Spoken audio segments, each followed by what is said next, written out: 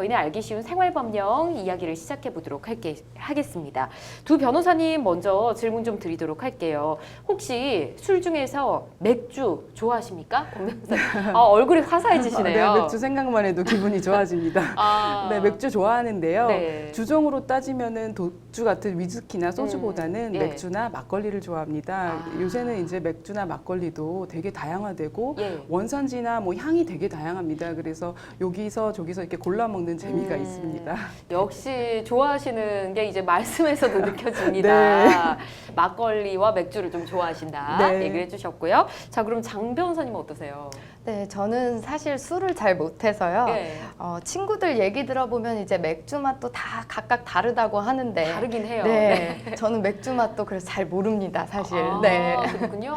네. 저도 술을 잘 먹지는 못하는 편인데 요즘 뭐 수제 맥주집이 굉장히 많더라고요. 그래서 수제 맥주마다 맛이 좀 다르다. 요 정도만 구별하고 잘 먹지는 못합니다. 근데 날이 많이 더워지다 보니까 요즘 시원한 캔맥주 한 잔씩 하시는 분들 굉장히 많으시잖아요. 우리 많이 하실 것 같은데. 네.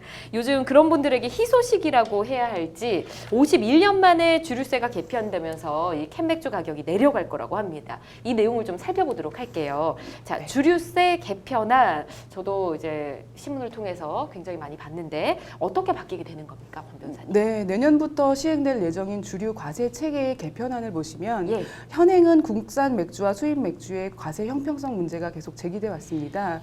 그래서 지금까지의 방식을 보시면 종량제, 즉 그 종가세라고 해서 네. 술값을 기준으로 세금이 부과되던 방식입니다. 아, 술값을 기준으로? 네, 술값을 기준으로 하는 것이 이제 현행이고 주류의 양이나 알코올 도수를 기준으로 하는 것이 종량세인데요. 이제 앞으로는 종량세로 바뀌게 됩니다. 예. 이거를 좀 더 설명을 하면은 종가세라는 것은 가격이 높아지면 이제 세금도 많아지고 또 싼 술은 조금 세금이 낮아지는 방식입니다. 네. 그런데 바뀌게 되는 종량세는 술의 도수와 이 양에 따라서 세금을 물리는 방식인데 미국이나 영국이나 독일 같은 경제협력개발기구의 국가가 주세를 종량세를 많이 채택하고 있다고 합니다. 그렇군요.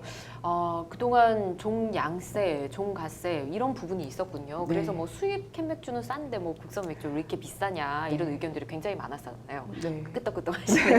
네, 종량세로 바뀌면 이제 국산 캔맥주 가격이 내려갈 것 같습니다. 그렇죠, 장 변호사님? 네, 이번 개편안의 최대수에는 전체 주류 시장의 약 11%를 차지하는 국산 캔맥주와 1%에 미치지 못하는 수제 맥주를 생산하는 중소기업 맥주에 돌아가게 되는데요.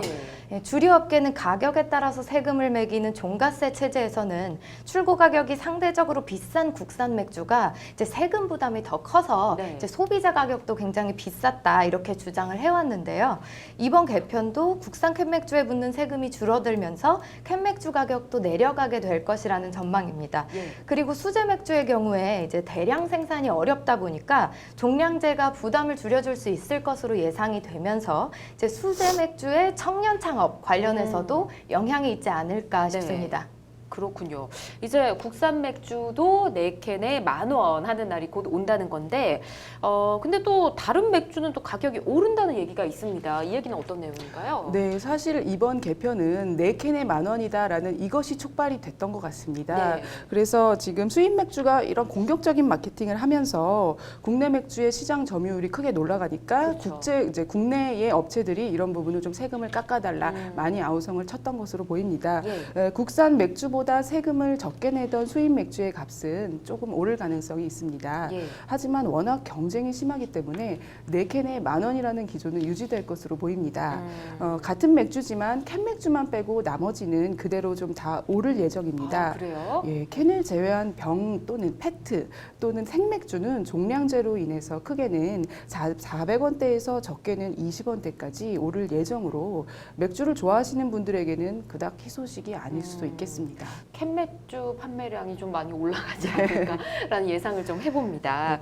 자, 맥주에 이어서 막걸리도 또 종량제로 바뀐다는 얘기를 들었었거든요. 네. 또 역시나 희소식이겠지만 또 서민술이라고 할 수 있는 소주가 이번 개편안에서 빠졌다고 합니다. 그렇죠, 장 변호사님? 네, 탁주는 지금도 가장 낮은 세율을 적용받고 있기 때문에 종량세로 바뀌더라도 가격 변동은 크게 없을 것 같고요. 예. 소주가 이번 개편안에서 빠진 것은 도수 때문입니다.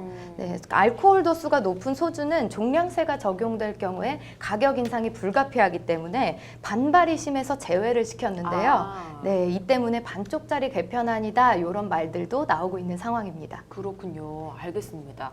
자, 주류세 개편안 시장에 어떤 영향을 주게 될지 앞으로 더 지켜봐야 할 것 같습니다.